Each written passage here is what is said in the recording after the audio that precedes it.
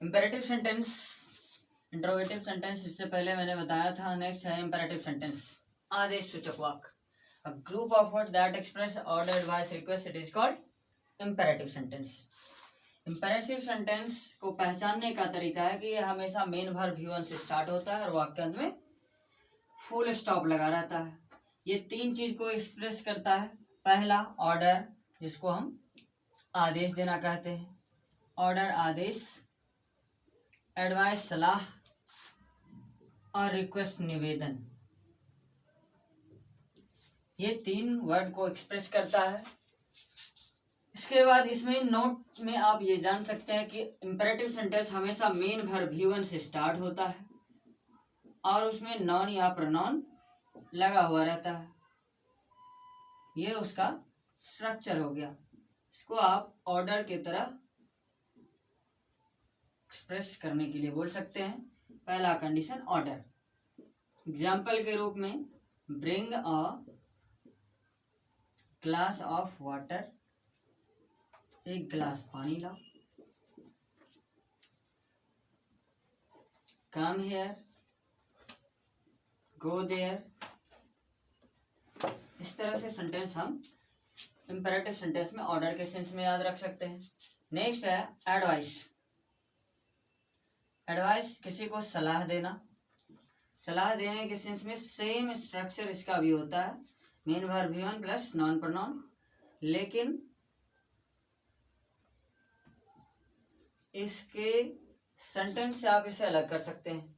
जैसे किसी बच्चे को आप डांट नहीं सकते, तो उसे कहेंगे go to school in time, समय पर स्कूल जाओ। Come from school in time, समय पर स्कूल से आओ। किसी पेशेंट को डांट नहीं सकते, इसको कहेंगे एडवाइस के रूप में टेक मेडिसिन इन टाइम, यानी कि समय पर दवा खाओ। इस तरह से ये हो गया एडवाइस। रिक्वेस्ट वाले सेंटेंस में हमेशा याद रखेंगे, रिक्वेस्ट निवेदन वाले सेंटेंस में आपको इतना याद रखना है कि रिक्वेस्ट वाला सेंटेंस हमेशा प्लीज या काइंडली से स्टार्ट होता है, तो इसमें प्लीज या काइंडली लगा हुआ रहेगा। उसके बाद main verb V1 plus non pronoun, ये इसका स्ट्रक्चर हो जाता है। इसमें प्लीज काइंडली के रूप में लिखा हुआ रहेगा कि please come on this stage. अगर आप किसी लेजेंड पर्सन को अगर बुलाते हैं और उसे स्टेज पर बुलाते हैं तो कहते हैं please come on this stage, से समथिंग अबाउट दिस टॉपिक। तो इस तरह से इसमें रिक्वेस्ट करने की बातें होती है। किसी टीचर को भी आप रिक्वेस्ट कर सकते हैं, जैसे प्लीज टीच मी इंग्लिश, कृपया मुझे इंग्लिश पढ़ाएं।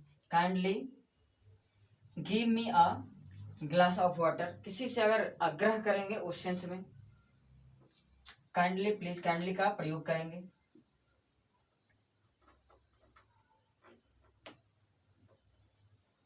काइंडली टीच हिम फिजिक्स, इस तरह से। नेक्स्ट इसी में आता है जो लेट वाला कंडीशन आता है, जो इंपेरेटिव सेंटेंस में कोई सेंटेंस लिखते हैं कि let us go to college, अब हम कॉलेज चले, तो इसमें ऑर्डर, एडवाइस, रिक्वेस्ट तीनों को एक्सप्रेस करता है। इसका स्ट्रक्चर हम ऐसे लिख सकते हैं, लेट, यहाँ ऑब्जेक्टिव केस, कोई नॉन या ऑब्जेक्टिव केस आ सकता है। उसके बाद main verb V1 plus TO2 नहीं बल्कि रेस्ट, बाकी कोई भी वर्ड मीनिंग ऑब्जेक्ट के रूप में यहाँ आ सकता है। इस तरह से हम लेट वाले कंडीशन को लिख सकते हैं। ये होगा इंपेरेटिव सेंटेंस के ऑर्डर, एडवाइस, रिक्वेस्ट का condition. Next optative sentence. Optative sentence next, optative sentence कामना सूचक वाक्य। A group of words that express wish, bless, pray, curse, it is called optative sentence. Optative sentence में wish मतलब इच्छा, bless मतलब आशीर्वाद, pray मतलब प्रार्थना, कर्स मतलब श्राप, इन चारों को एक्सप्रेस करता है। इसको पहचानने का सबसे बेहतर तरीका है कि ये हमेशा MAY में से स्टार्ट होता है और लास्ट में एक्सक्लामेशन मार्क लगा हुआ रहता है। तो MAY में subject main verb V1 plus rest, बाकी रेस्ट वाले वर्ड मीनिंग जो भी आए वो लगा हुआ रहता है। ये ऑप्टेटिव को एक्सप्रेस करता है और लास्ट में एक्सक्लामेशन मार्क उल्टा आई की तरह लगा हुआ रहता है। एग्जाम्पल के रूप में लिख सकते हैं हम, किसी को अगर विश करते हैं तो कहते हैं may you pass in matric exam, तुम 10वीं में पास हो जाओ। ये अपनी इच्छा विश को एक्सप्रेस करता है। नेक्स्ट,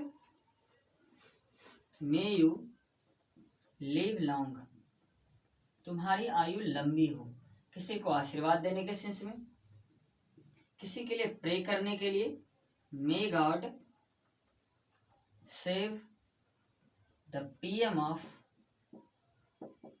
इंडिया, भगवान भारत के प्रधानमंत्री की रक्षा करें। तो ये हो गया प्रे। और कर्ज के लिए याद रखना है कि ये हमेशा रहेगा may you die of COVID-19, तुम कोरोना वायरस से मर जाओ। तो ये हो गया हमारा विश, किसी के लिए हम इच्छा जता रहे। ये हो गया ब्लेस, किसी को आशीर्वाद दे रहे। ये हो गया प्रे, किसी के लिए हम प्रार्थना कर रहे हैं। और ये हो गया कर्स, ये किसी के लिए श्राप दे रहे हैं। तो ये विश, ब्लेस, प्रे, कर्स चारों को एक्सप्रेस करता है। ये ऑप्टेटिव कहलाता है। कभी कभी ऑप्टेटिव सेंटेंस गॉड शब्द से शुरू हो जाता है, जैसे गॉड सेव द किंग, ईश्वर राजा की रक्षा करे। इसको पहचानने का तरीका है कि गॉड से शुरू होगा, लास्ट में एक्सक्लेमेशन मार्क लगा रहेगा। इससे समझ जाएंगे कि ये सेंटेंस हमारा ऑप्टेटिव में ही है। Optative sentence, yes. Exclamatory sentence, विस्मयादिबोधक वाक्य, a group of word that express joy, sorrow, wonder. Strong feelings की बात होती है हमेशा। स्ट्रॉन्ग फीलिंग्स वर्ड का मतलब संवेदना सूचक वाक्य जो अचानक की बातें होती है। जैसे अगर हम किसी बेंच पे बैठे हैं और अगर खड़ा होते हैं और अचानक मुझसे चोट लग जाती है तो ओह, ये आवाज़ जैसे ही निकल जाती है तो ये हमारा स्ट्रॉन्ग फीलिंग्स वर्ड अपने आप जो निकल जाती है उसी को एक्सप्रेस करता है। Group of word that express joy, sorrow, wonder, it is called exclamatory sentence. ये हमेशा एक्सक्लामेशन वर्ड के साथ आता है, जैसे ओह, आह, अल्लाह, हिप हिप, हुर्रा। ये वर्ड मीनिंग सब इसमें लगा हुआ रहता है। स्ट्रक्चर के रूप में हम इसको लिखेंगे,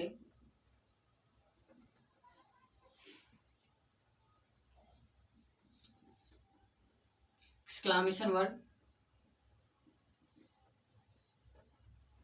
उसके बाद ठीक exclamation mark, subject, helping verb, main verb और ऑब्जेक्ट, लास्ट में फुल स्टॉप लगा हुआ रहता है। एग्जाम्पल के रूप में इसमें लिख सकते हैं हम, जैसे hip hip, hurrah, we have won this match,